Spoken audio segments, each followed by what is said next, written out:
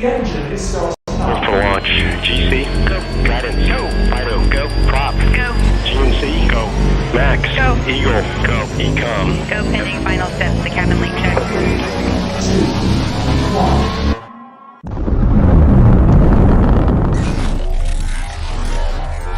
Is there anyone here that would like to communicate with us?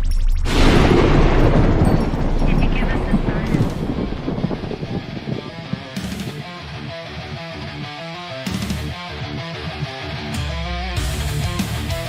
Welcome to the R.I.F.T Nation Network, the RNN, putting a slide in your glide and a dip in your hip. Welcome to the mothership, the home of the travelers of the universe. With shows throughout the week, you can find us at Instagram, Twitch, Facebook, YouTube, Spotify, and more. Everything you could want, everything you can need right here, right now. From the paranormal to the supernatural. From comedy to the spiritual. And now, your featured show. Shall we begin?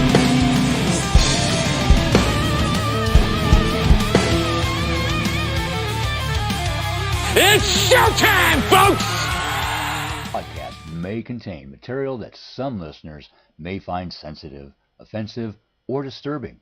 We strive to create respectful and informative content, but topics discussed may include mature themes such as violence, explicit language, or controversial subjects, triggering content including discussions related to mental health, trauma, or other sensitive issues, explicit language. Occasionally, our guests or hosts may use strong language.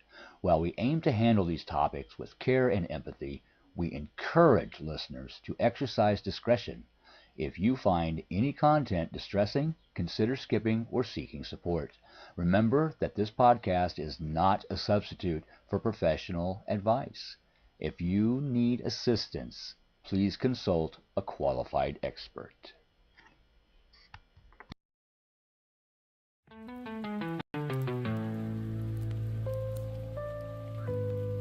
Welcome to the Forgotten Library,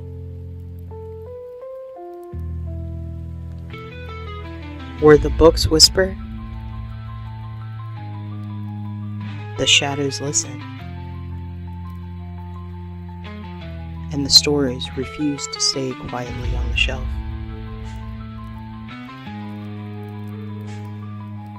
I'm your host, Christina Spencer.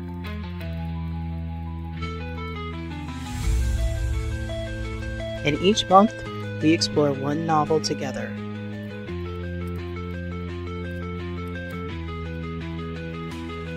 With 3 one-hour live episodes of immersive, read-aloud chapters.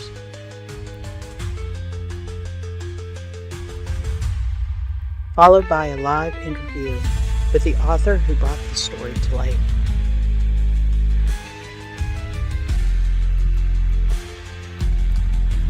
So find your favorite comfy chair,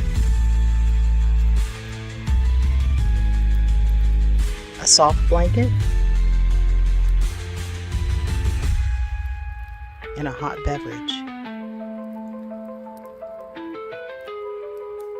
Light a candle if the darkness scares you. And settle in for story time.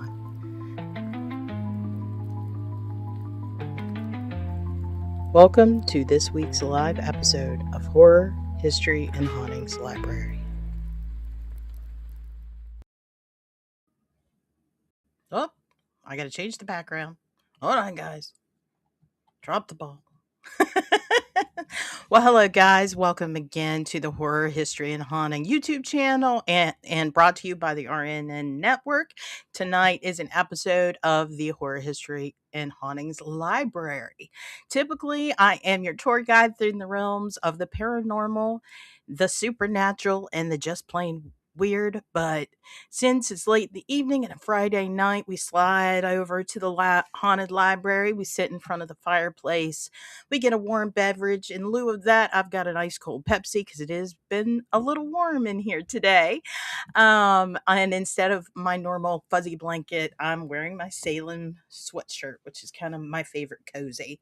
Feel free to get yourself a hot beverage, blanket, whatever makes you cozy. Sit down, and what we do is we're going to sit down by the fire. We're going to read a book, and hopefully, my voice either relaxes you with a bit of spooky or even helps you fall asleep tonight. The book, the author spotlight of this month is, of course, Al Cooley, and we are reading Spencer's Ghost, the Guardian. So here's the book. Make sure. Up. Come on. You like me, I swear. Okay. I'm showing a picture of the cover. Make sure you check out the links below and purchase your own copy of Spencer's Ghosts. I know that Al Cooley is currently working on a sequel, so we're all excited to see that when that comes out. So before further ado, I should say, let's get into the story, shall we? Now, we left off at chapter 6. And the chapter, oh, I forgot. I found my readers. So let me switch over to my readers because that might help me quite a bit in doing these readings. It's like Mr. Rogers changing into a sweater at the end of the day. I gotta put my readers on so I can read the book for tonight. There we go. Now I really look like a grandma, right? Okay, chapter 6. Pierre. It's November. The cold, rain, and wind are normal this time of year in the Northwest Ohio. Today is an exception. It's beautiful with wall-to-wall sunshine. Plus, what makes today even better is it's Saturday. No school, and Mom gives us a day off from our weekly Saturday cleaning. Upon entering my bedroom, Mom says, "Lee, turn off your music and come downstairs for breakfast." Something is going on here. Why is Mom in such a good mood today? No cleaning, and she made her favorite breakfast, pancakes and eggs. On top of all this, I'm not grounded. That's a rarity. Mom asked, "Lee, would you like another pancake?" Okay, this is getting really weird now. Sure, Mom, I replied while looking at her with a puzzled look. Mom says, "After breakfast, I'll clean up the dishes. Lee and Cheryl, please pack up the beach ball, a frisbee, and anything else you would like to take to the beach. We're going on a picnic today as soon as Tommy gets home." Cheryl speaks up. "Okay, Mom, what's up? This isn't you. No Saturday cleaning? You're making our favorite breakfast and we're going on a picnic?" "You are correct, Cheryl. Something is up, and you're about to find out really soon." As these words are leaving Mom's lips, Tommy walks in through the back door. "I'm glad you're home. We are ready to leave whenever you are," Mom says as she gives Tommy a wink. "This is driving me crazy. What is going on here?" Tommy says, "I'm ready, Shelley. I'll get the grill and the charcoal out of the garage. Mosquito Lake is packed today." Everyone must have had the same idea because of the Indian summer. It doesn't matter because Tommy finds us a perfect spot. After stuffing ourselves with hamburgers and hot dogs, we are too full to play frisbee. Tommy gets up and says, "I'll be right back." I start to follow Tommy, but Mom says, "Lee, sit down, please. This is a surprise." It seems like it's taking Tommy forever to return. Mom is getting a little worried. I see her looking at her watch repeatedly. While we're waiting, Mom surprises us with a German chocolate cake. I don't know what the surprise is, but it has to be awesome to be cake. A Saturday off cleaning, pancakes, and a picnic? We are enjoying this cake so much we didn't see Tommy walk up behind us holding a leash.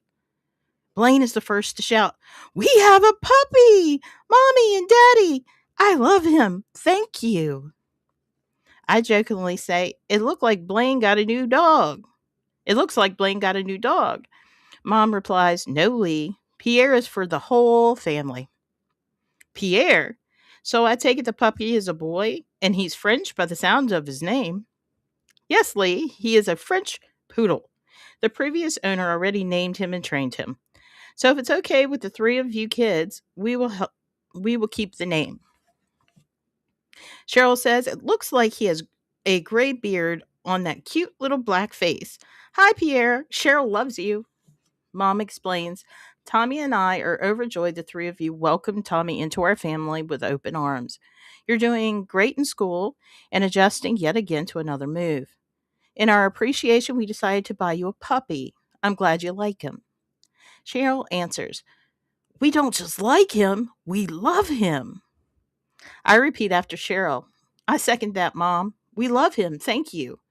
We all know Blaine loves him because he hasn't let go of him. We arrived home with full bellies and a puppy barking in Blaine's arms. I don't believe this little boy is ever going to let him go. This is Blaine's first dog. Cheryl and I have had a dog before Blaine was born. Brownie loved to chase cars, and as much as we tried to hold him back, he would break loose and run after them. Brownie gets hit by a car. I remember carrying Brownie's limp body back to the house, crying all the way. I remember so clearly the crying young girl driving the car that hit him. So I let Blaine enjoy this happy moment with Pierre. I'm a little jealous because he's hogging Pierre, but he's only 4, so I understand. Oh, I forgot Bob. I'm sorry, Bob. Nobody wants to see just my big face the whole time, huh? Let's get Bob on stage. Come on, Bob. Oh, we got to switch me. Oh, there we go. Much better. Or maybe we'll do it this way. How did I do it this way? Yeah, that's much better. Okay. So we got Bob. Sorry about that. Let me figure out. Okay.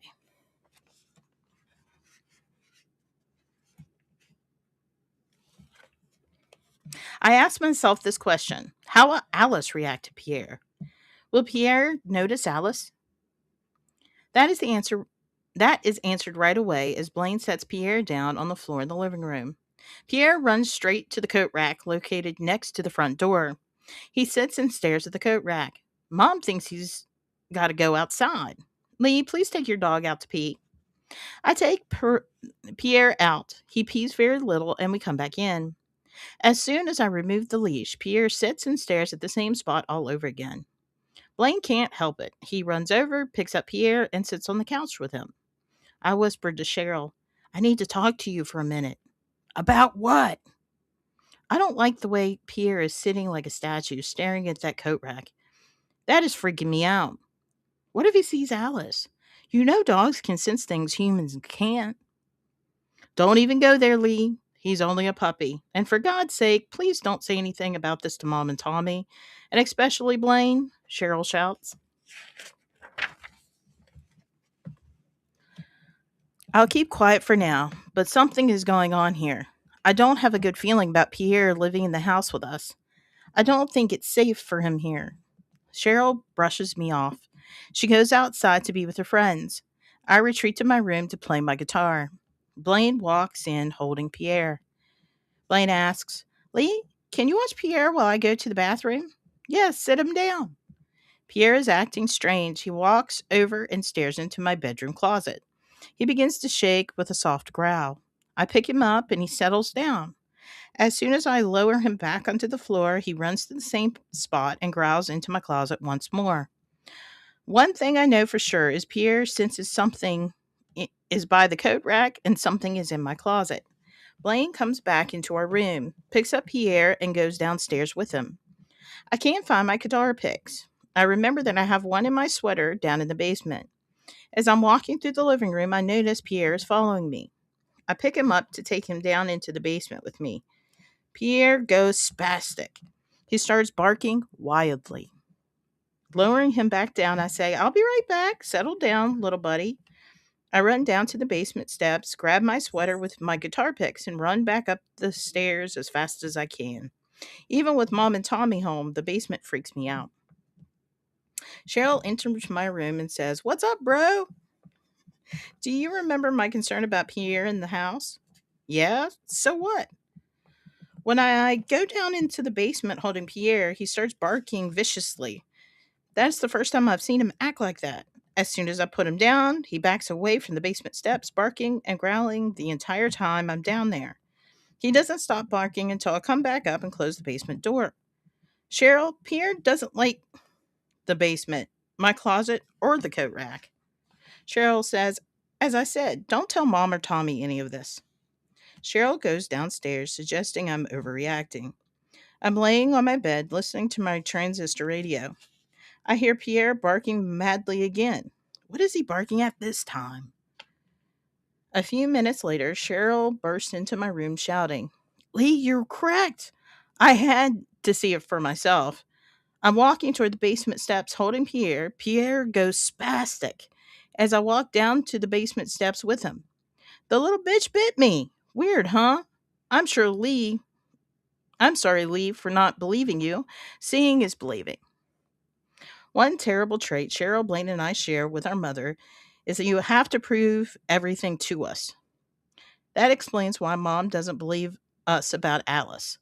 It hasn't happened to her. Plus, it doesn't help that our mother doesn't believe in ghosts, spirits, UFOs, or anything like that. I can tell that Cheryl's extremely upset. She shows me the little bite mark Pierre put on her arm. I irritated Cheryl by saying, I'll tell you the same thing that you tell me. Don't say anything to Mom and Tommy. Cheryl laughed and says, Lee, you're such a smartass. Wow, 2 curse words in one day. Uh, Cheryl has herself a little potty mouth. For the next month, everything's the same. Pierre stares at the coat rack, my bedroom closet, and will not go anywhere near the basement. He is petrified of whatever's down there. Today's a downer day. It's the day after Christmas. I hear a shriek coming from our living room. Halfway down the stairs, I stop and I peek through the railing. I witness Tommy bend down to pick up Pierre. Pierre is in a sitting position by the coat rack. It looks like rigor mortis has set in. Pierre is dead. That's the end of chapter 6. Okay, chapter 7, House Guest. Happy New Year! Welcome 1969. We all shout as the clock strikes 12. Mom's hugging Cheryl, Tommy's hugging me, and Blaine is lying on the sofa crying. Pierre is Blaine's first dog. It's been only a few days since Pierre mysteriously died. I remember that day as if it was yesterday. Tommy claims he died from a heart attack. No way. He's only a puppy. Something in this house killed him. Tommy doesn't see me hiding as he carries Pierre's stiff body outside and buries him behind the garage. That is 5 days ago, and we're still taking his death pretty hard. Blaine is taking it the hardest. The pain of Pierre's death is still fresh in our minds. Mom kneels next to Blaine. She lifts his chin until their eyes meet. Mom asks Blaine, Guess what? What? In unison, Tommy grabs Blaine's right hand. Mom grabs the left. Cheryl and I each grab a foot. Blaine is screaming, Put me down! Put me down! As we start swinging him back and forth. Mom says, Not until you stop crying. We tickle Blaine with each swing. His cries turn into full belly laughs. We lower Blaine to his feet and engulf him with a group hug. Mom asks Blaine, Now don't you feel better? Yes, Mommy, I do.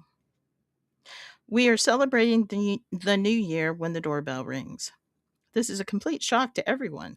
Who goes to someone's house after midnight uninvited?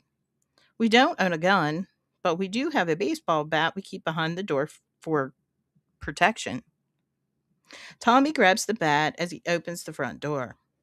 For the longest time, Tommy is talking to a mysterious voice behind the door. I don't know who it is, but I can tell it's a man's voice. Tommy motions for mom to join in on the conversation. Somehow Blaine wiggles his way between Tommy and Mom. After 10 minutes of standing at the front door, Tommy, Mom, and Blaine back up and open the door to let the stranger in. Cheryl whispers to me, He looks like Tommy. Tommy says, Kids, this is my brother Nicky. Nicky has this ear-to-ear grin that makes you like him right away.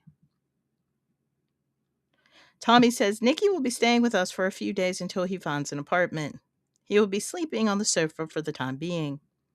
Addressing the three of us kids, Nicky says, Yo, Rugrats, don't be alarmed if you wake up and find me sleeping in the bathtub. I can sleep almost any place my ass finds a spot. Cheryl, Blaine, and I think Nicky is funny. Mom and Tommy aren't laughing.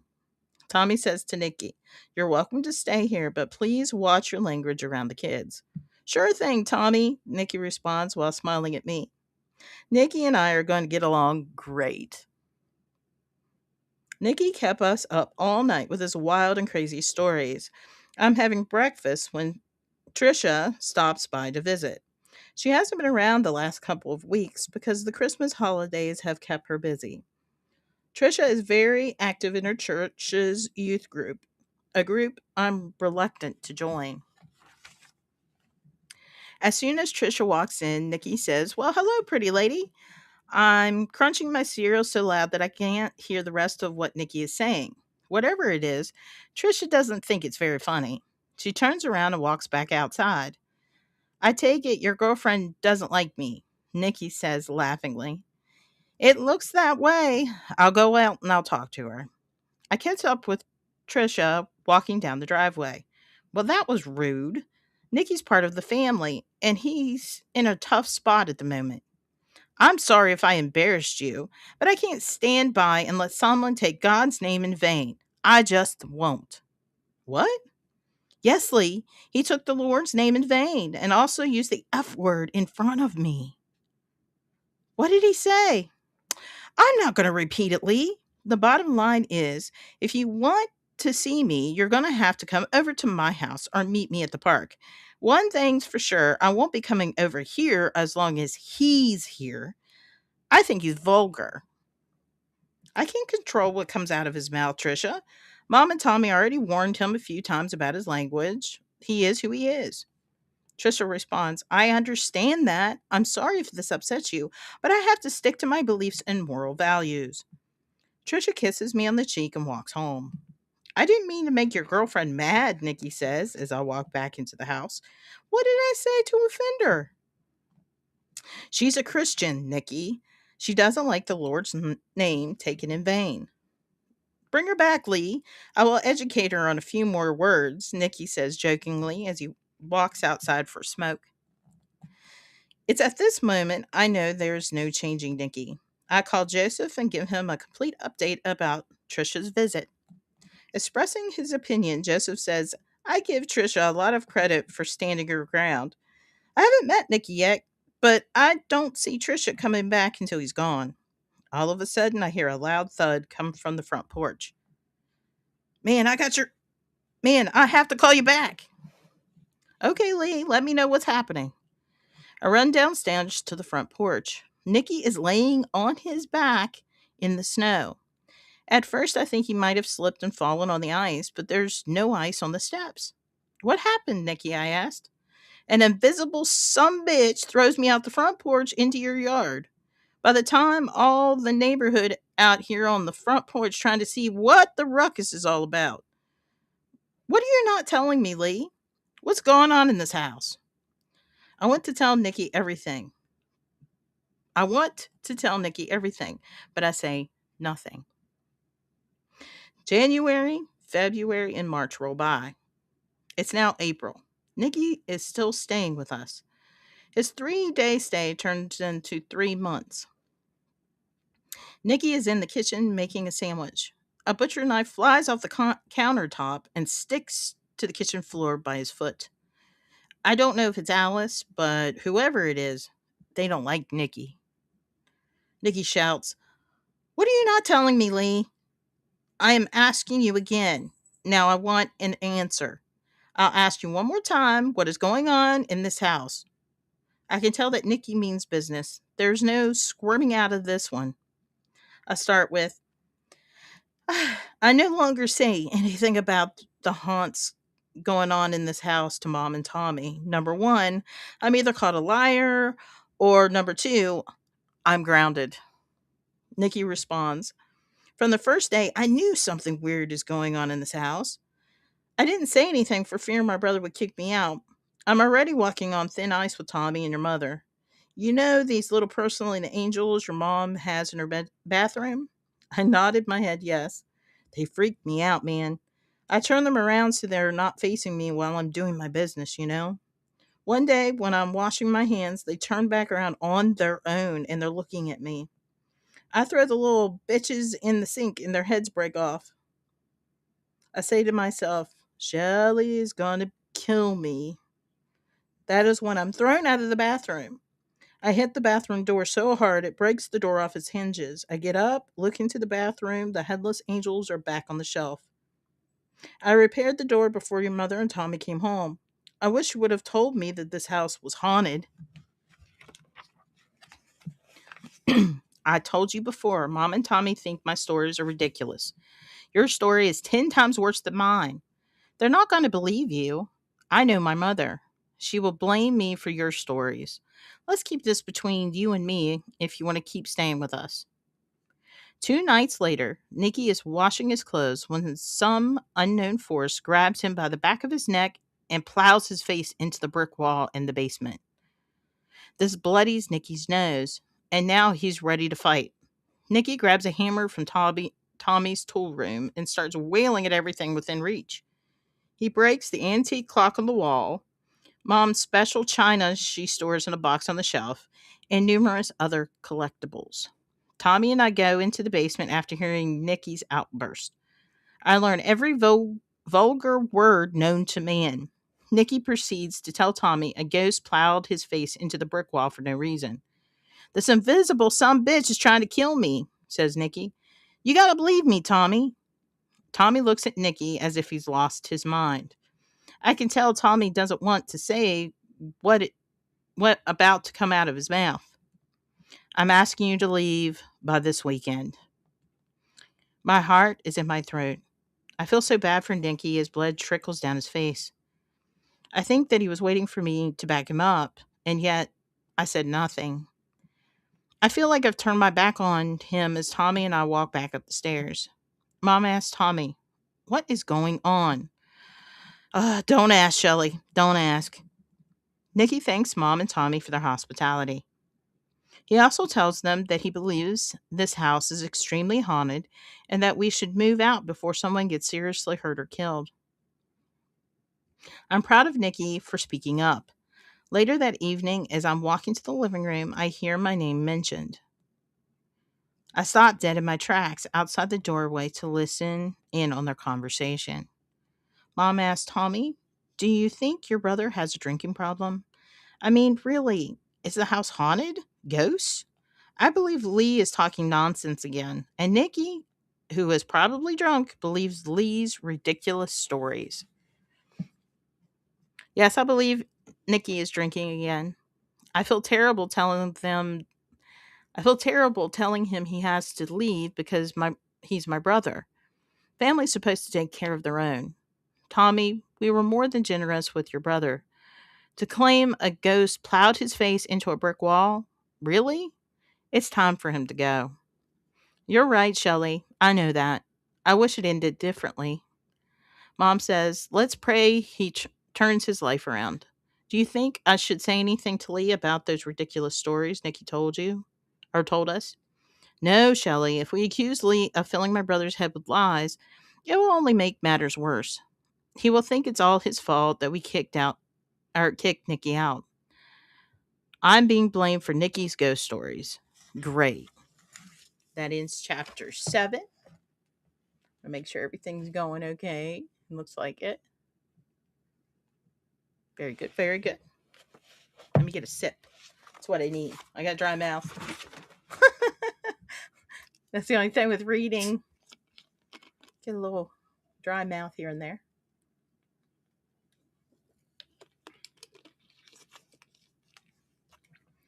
Okay, let's jump into chapter 8.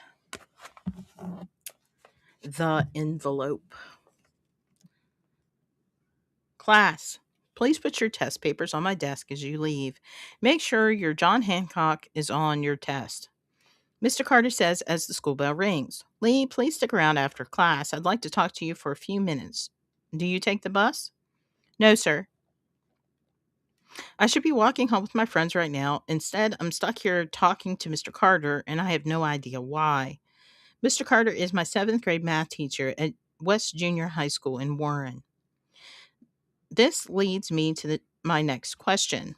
I wonder what Mr. Carter wants to talk to me about. I don't want to brag, but I'm pretty good at math, so this meeting shouldn't be about that. Mr. Carter doesn't say a word. He is checking the test papers, making sure that all the students put their names on their exams. I clear my throat to throw him a hint that I'm waiting. I'll be with you in 1 minute, Lee, Mr. Carter says as he gives me a glance over his glasses. He asks me to take a seat as he neatly places the exam papers in his briefcase. After what seemed like an eternity, Mr. Carter removes his glasses and says, I hear you're in a rock band. Is that correct? Yes, sir. It's a three-piece band. We haven't been together very long, and we only know 3 or 4 songs. I'm instantly confused. Why would he be asking me to stay over after class to talk about my band? Mr. Carter adds, along with being a math teacher, I'm also the event coordinator here at the school. Before we shut down at the end of the school year, our event committee is planning a sock hop with a DJ. Wouldn't it be a great idea to have live entertainment along with the DJ? Your band would fit in perfectly with what I'm trying to do. Is this something you'd be interested in doing? Yes. Yes, absolutely. I hop. I hope I wasn't too over the top, but this is our first gig, our big break. To play my junior high school sock hop in front of hundreds of classmates and friends would be out of sight, man.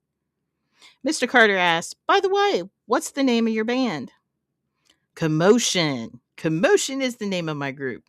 Awesome, Mr. Carter says. I'll make sure Commotion is added to all the flyers into the public address system next week. I think the students will be excited that both a rock band and a DJ will be our entertainment at the sock hop. I can't wait to hear you guys play. It's going to be a blast. As I'm walking down the front steps of the school, I notice Cheryl, Joseph, Alex, and Trisha are nowhere in sight. They must have gotten tired of waiting on me. Then it hit me. Our first gig. Our band's name, Commotion, will be heard throughout the entire school. I can't wait to tell the gang. We usually have practice for a couple hours on the weekends.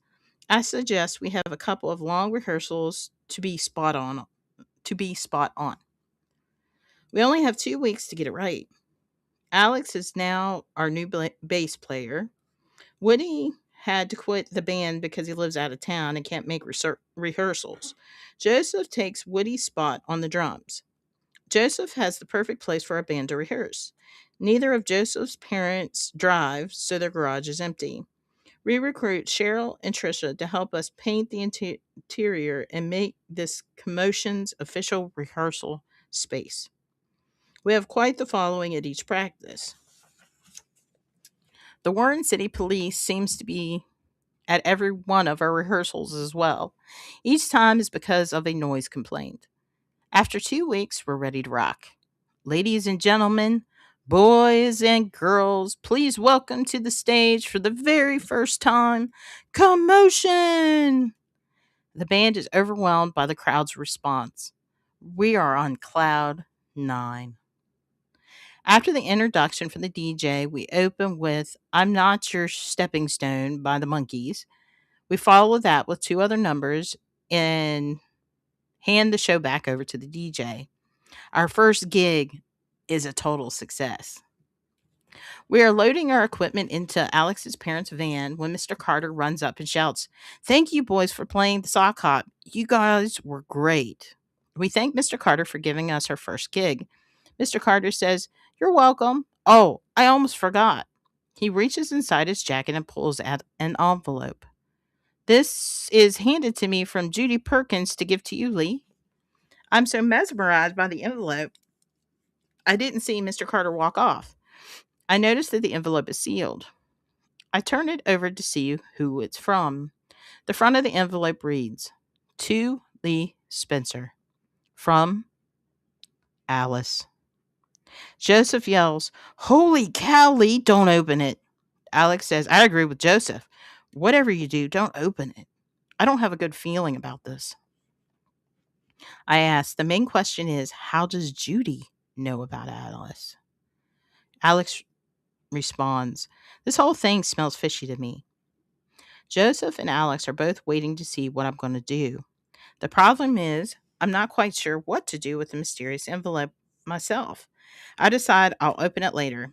I slid the envelope inside the torn lining of my guitar case. Hold on, I feel like you're in space there. There we go. I'm moving the camera. It's been 4 days since the sock hop. Today is the last day of school. Judy Perkins surprises me at my locker. She isn't in any of my classes, but everyone knows Judy Perkins as Miss Gossip Queen. Whenever there's gossip, 99% of the time, Judy Perkins is involved. Hello, Lee. Have you read your letter from Alice yet? I can feel my anger gauge go from 0 to 100. What the hell, Judy? Is that letter from you? Mr. Carter says you handed him the envelope to give to me. How the hell do you know about Alice? Now, just wait a doggone minute, mister. Don't accuse me of something I didn't do. You should be thanking me instead of throwing false accusations. I shout, you have some serious explaining to do. The outside of the envelope is from Alice, not from you. What's going on here? Judy says, let's go back to last Friday at the sock hop. The envelope you're referring to falls out of your case and lands in front of the stage. You don't notice it lying there. I pick it up and try to hand it to you, but you don't see me because you're in a hurry to pack your stuff up. So I hand it off to the DJ to give to you. The DJ glances at it and throws it in the trash. I pick the envelope out of the trash and hand it to Mr. Carter. I tell Mr. Carter, you guys are about to leave. I follow Mr. Carter outside and watch him give it to you. I'm smiling from ear to ear because I did a good deed. I'm not the one who saves it from going. I'm the one who saved it from going to the landfill, Mr. Ungrateful. No, I'm not setting you up. That's the truth. Is there anything you want to tell me, like who's Alice? I can tell by the way you snapped at me that you're hiding something. You're right, I'm hiding something from you. Alice is a personal matter that I can't discuss, and I'd like to keep it that way. Judy replies, well, keep it that way for now. We'll keep it that way for now. Knowing Judy, this is far from over. On our walk home, I tell the gang about my run-in with Judy Perkins. Joseph says if Judy didn't write it, my question is who did? And how does it find its way into your guitar case in the first place? Alex adds, I stand by my previous remark. Don't open it. Cheryl asked, have you opened the envelope yet? No, I reply. Cheryl repeats, Lee, have you opened the envelope? What part of no don't you understand, Cheryl? It's still in my guitar case underneath the torn lining. I'm telling you this in case something happens to me. Trisha says, nothing's going to happen to you, Lee. Don't even put that out there in the universe. I agree with Alex. Don't open it. Better yet, burn it. I warned Trisha. I don't think we've heard the last from Judy Perkins. Yes, she supposedly did a good deed. But for some unknown reason, I don't trust her. I wouldn't put it past her to pull a stunt like this just to get you in her crosshairs, Trisha. She's probably thinking I'm cheating on you with Alice. She can cause drama from that alone. Great. That's what I want her to think, Trisha says. Why is that great? Think about it, Lee. If she thinks you're cheating on me with Alice, then she doesn't know who Alice is. We need to keep it that way, especially with Judy Perkins. Alex says, either way, we don't have to deal with Judy until next school year. Summer vacation, baby. Joseph yells, last one to the stop sign is a rotten egg. Everyone takes off running to the stop sign except me. I'm wondering if Alice is the one who put the envelope in my guitar case. Should I be concerned with Judy Perkins? Should I open the envelope or should I just burn it? Right now, my main concern is to have fun on my summer break. I take off running to join my friends at the stop sign. All right, that ends chapter 8. I need to put my bookmark in so I don't lose my page while I take a sip. I do appreciate everybody who has tuned in to listen tonight.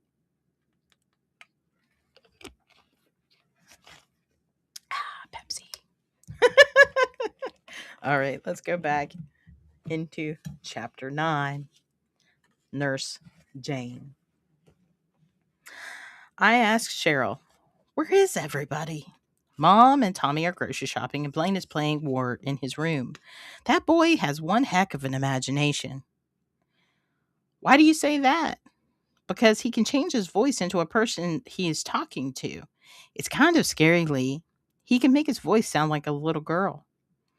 I go upstairs and stand outside our room. I hear Blaine playing with his soldiers. I hear only Blaine's voice. I have no idea why I'm so paranoid. Maybe it's because of the recent encounters that's been going on in the house, especially the ones with Nikki. I don't care who is in the house, but they better leave Blaine alone. He's just a little boy. I don't take anything for granted anymore. Nothing happens by coincidence. I walk into our room as Blaine.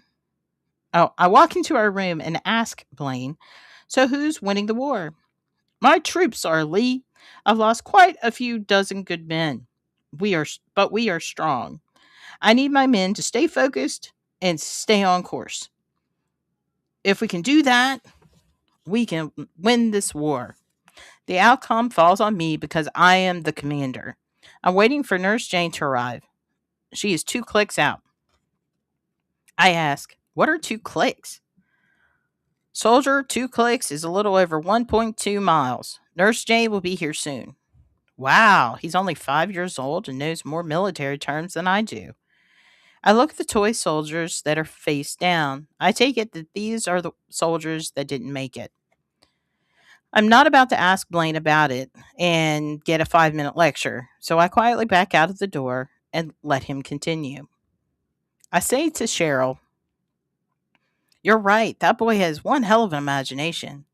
Do you know what 2 clicks are? Cheryl clicks her fingers twice. No, in military terms, 2 clicks are 1.2 miles. So Sergeant Blaine tells you that and you believe him? Lee, you're so gullible. Did you hear Nurse Jane's voice? No, I did not. Blaine says he's waiting for her to return. That's when he tells me Nurse Jane is 2 clicks out. If I were you, I'd go back upstairs and listen to Nurse Jane's voice. It's unbelievable. Again, I listen outside our room. Cheryl's correct. Nurse Jane is talking. One thing I'm 100% sure of is it's not Blaine's voice. This is someone else. I move in closer to hear a little better. Nurse Jane says, Sergeant Blaine, you fought one fierce battle, and I'm proud of you. Death is not easy. Believe me, I should know. Because of your courage and leadership, you alone are responsible for saving over 100 lives. As I walk into our room, Nurse Jane's voice turns into Blaine speaking. Too late, I busted Alice. I say to Blaine, I need you to go downstairs. Cheryl has to talk to you about something. Blaine usually plays outside from sunup to sundown. Now he spends his days playing by himself. I look around, searching for any signs of Alice. I speak in a loud, firm voice. Listen up, Alice. I know you're Nurse Jane. I've taken a lot of heat because of you. I can live with that. But one thing I will not tolerate is your connection with Blaine. Blaine is off limits. Period. I'm not asking you. I'm telling you. Leave Blaine alone. With that, I slam the door, walk downstairs, and see Cheryl staring at me. Cheryl says, I heard every word you said. So Nurse Jane is Alice? Wow. I would never have guessed that. Your speech is working. Blaine is outside riding his bike. Good job, Lee. I'm happy it worked out, but I'm sad I had to talk to Alice that way because it is in Blaine's best interest. I know Alice is a little girl who is dead. I wish I knew her story. She is stuck in the realm of a ghost. I don't like using the word ghost, but that's exactly what she is. Later that evening, lying in bed, I asked Blaine, have you talked to Nurse Jane since you were playing outside today? Yes, while you were brushing your teeth a few minutes ago. What? I'm sorry, Blaine. I should have yelled at you. I shouldn't have yelled at you like that. What did Nurse Jane say to you? Nurse Jane told me I am a great leader. She also said that she will always be my friend, but she can't play with me anymore. She's a great nurse, Lee. I'm going to miss her. How do you know she's a nurse? She fixes my injured soldier, Lee. I will miss her. Just like that, Blaine is out. Blaine can fall asleep faster than anyone I know. I whisper, I'm sorry, Alice. I hope you understand. I'm waiting for a response, but the only thing I hear is the sound of Blaine snoring. Okay, that ends chapter 9. I'm going to try to get through at least one more chapter. So we're going to go ahead and jump into chapter 10, The Sleepover. I'm surprised, to say the least. Summer break so far is uneventful, especially at home. Since Nikki's been gone, there have been no signs of Alice or strange noises in the house. Trisha, Joseph, and Alex are on vacation with their families. The band is put on hold till Alex and Joseph get back. My summer vacation consists of listening to my records, playing my guitar, and sitting on my front porch. My mother peeks her head out and says, Lee, your friend Woody is on the phone. Mom must know I'm bored because she says, why don't you ask him to spend the night? Shale's spending the night at a friend's house, and Blaine is spending the night at Grandma Pearl's. Tommy and I are going out dancing with friends. I'd hate to see you home alone. I follow Mom into the house. Hello, Woody. It's been a couple of weeks since I heard from you. I've called you, but you never returned any of my calls. That's not like you. What's up? I'm sorry, Lee, that I didn't call you back. My parents are getting a divorce. It's been hectic around here since Dad moved out. Do you think it would be all right if I spent the night? My mother will drop me off in about an hour if that's okay. Awesome. I'm bored out of my mind. What do you ask? Anything scary happening over there? I mean, is everything cool with Alice? Yeah, everything's cool here. Nothing has happened since Nikki's been gone. Well, there was an incident with an envelope, but I'll explain everything when you get here. See you soon. I hang up with Woody and say to my mother, Woody is spending the night tonight. His mother is dropping him off in an hour. Is that all right with you? He is depressed because his mom and dad are getting a divorce. Yes, that's fine. I know about the divorce. I work with Woody's mom. His mother thought it would be a good idea to get Woody out of the house for a bit. You know, get his mind off the divorce. I'll leave you some money for pizza and soda. Tommy and I shouldn't be out too late. Woody calls back to tell me that they're running a little behind. His mother had a flat tire. 2 hours later, finally, they are here. Woody's mother kisses him goodbye and tells him to have a good time. Glad you made it, Woody. Guess what's on tonight? Woody asked. What? The Werewolf, your favorite movie. That's awesome, Lee. Hey, listen, I know that I already asked you about Alice, but should I be concerned? I don't think so. Since Nikki moved out, there have been a few minor issues. Woody says, when you say minor issues, is this going to be a problem? As long as we've been friends, I've never spent the night in this house. I reply, Joseph spent a few nights here and has never had an issue. The same thing goes for Trisha. They never hear or see anything. It makes Cheryl and I look like liars. Woody asks, by the way, where's Cheryl? Cheryl's spending the night with one of her girlfriends. Look, money for pizza from my mom. It's just you and me, so it looks like it's all ours. Woody says, and I know exactly where you're ordering it from. We both crack up. 30 minutes later, we're walking to Duffy's Pizzeria.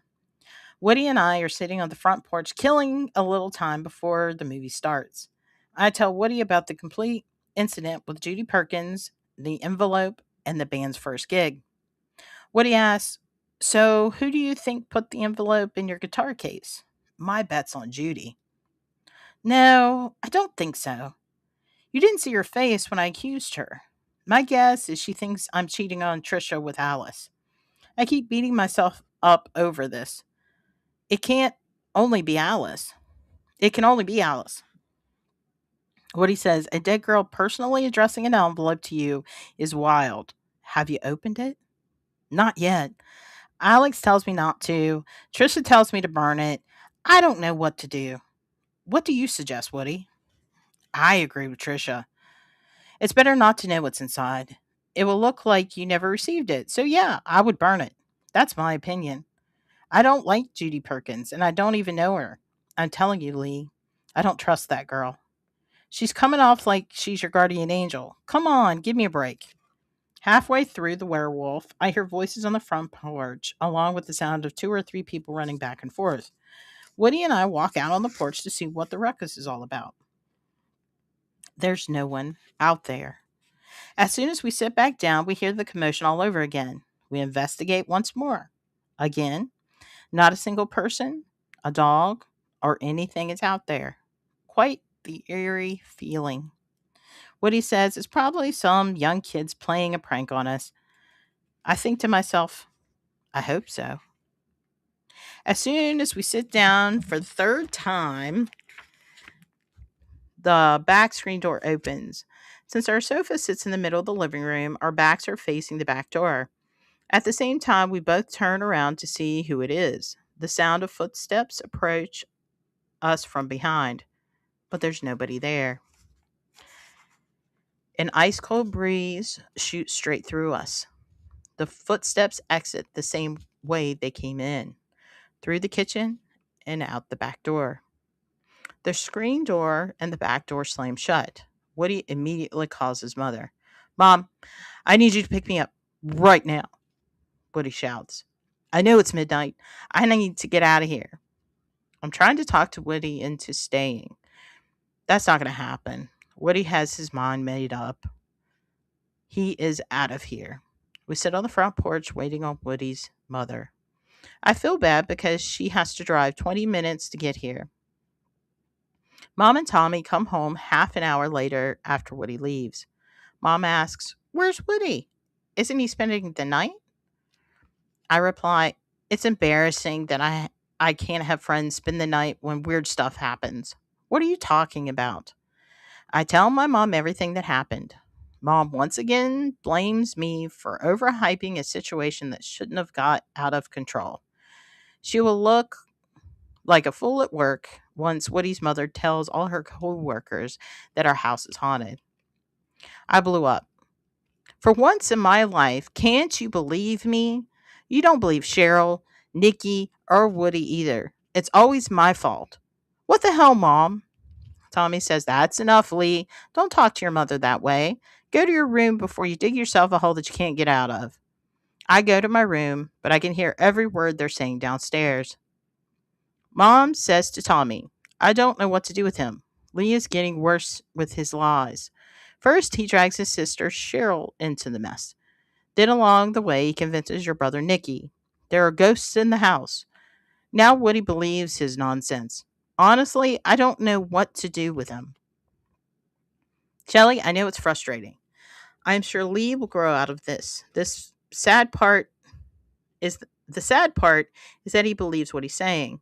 Once Lee realizes he has zero proof, he will drop all these wild stories. I just hope he doesn't lose his friends along the way.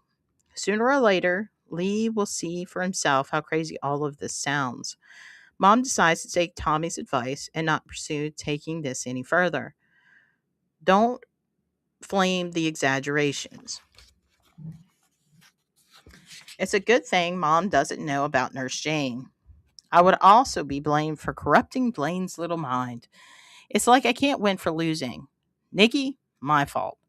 Cheryl, my fault. Woody, my fault. I thank God Mom doesn't know about the envelope. At least, not yet. 3 days later, Mom comes home from work glaring at me. The tension between my mother and me has been thick since Woody's visit and my outburst. I ask, Why the hard look, Mom? Today in the cafeteria, Helen says to me, I think it would be a good idea, Shelley, that you get your house blessed. You don't want things to get out of control. I told her in a stern but polite tone nothing was going on. Here's the problem, Lee. She says that in front of my coworkers. Do you know how embarrassing that is for me? All of this because of your silliness. Now you have a grown woman believing your nonsense. Mom, who the heck is Helen? Helen Woodward, Woody's mother. What I know so far is Alice or some other spirit in this house does not like Nikki. Woody isn't violently attacked like Nikki was. I can understand not liking Nikki because he can be crude at times. I don't understand not liking Woody. He's a gentle giant. I remember what Joseph said. Maybe Alice picks and chooses who she haunts. I don't see Alice being cruel or harming anyone. Woody and Trisha are both Christians. Trisha has never witnessed any activity at the house, and Woody has. Woody will never be back. I'm confused by all of this. It is not my intention to embarrass my mother or scare Woody out of his mind, but it never fails. I'm the bad guy here. I wish I had someone to talk to with similar experiences. And that finishes chapter 10. Let's see how long chapter 11 is. Maybe we'll screw. Yeah, 11's kind of small, so we might go ahead and squeeze in chapter 11. We do have a message here. Let me pop that on the screen. Your readings are taking me back and reliving those memories. You're doing great, Christina. Thank you. Oh, thank you, Al. He's the author of this book. You're so sweet. Thank you so much. We're going to try to squeeze in. We have a little bit of time.